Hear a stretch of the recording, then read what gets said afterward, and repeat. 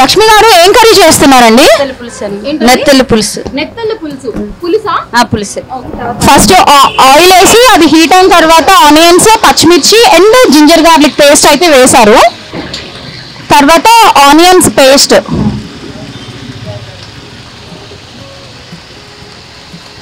తర్వాత tomato paste,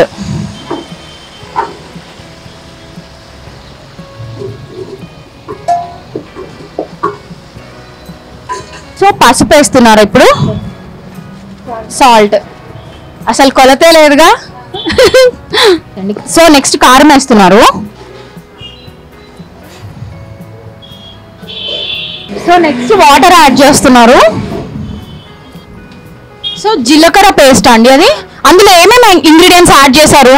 జీలకర్ర, వెల్లిపాయ పేస్ట్ చేసి దాన్ని పులుసులో యాడ్ చేస్తారు. చాలా ఫాస్ట్ చేసేస్తున్నారండి. ఎన్నింటికి స్టార్ట్ చేస్తారు మీరు సండే రోజు? సండే రోజు 7-6:30కి ఎలా అయిపోద్ది. 6:30 కుకింగ్ స్టార్ట్ చేసేస్తారా? సో చింతపండు పులుసు యాడ్ చేశారా అందులో? ఇంకా దీన్ని బాయిల్ చేయడం అలా చెయ్యక్కర్లేదు, క్లీన్ చేసేసుకొని అందులో వేసేసుకోవడమే.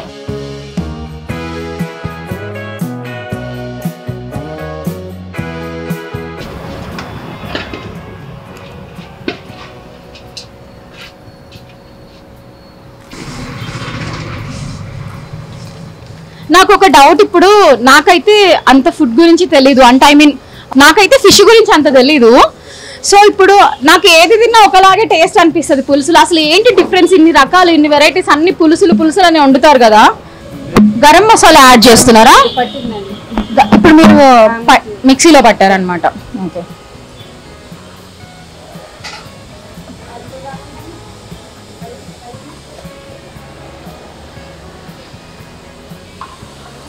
చాలా ఫాస్ట్గా వండేశారు లక్ష్మి గారు.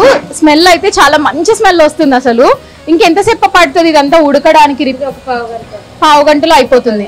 అలా పొయ్యి మీద పెట్టేస్తే ఉడికిపోతాయి ఫిషెస్. సో ఇది ఇందాక మనము రెసిపీ మొత్తం చూసాం కదా, అది నెత్తెల పులుసు. దాని అవుట్లుక్ వచ్చేసరికి ఇలా ఉందన్నమాట. చాలా కలర్ఫుల్గా, యమ్మీగా అనిపిస్తుంది. So yeah.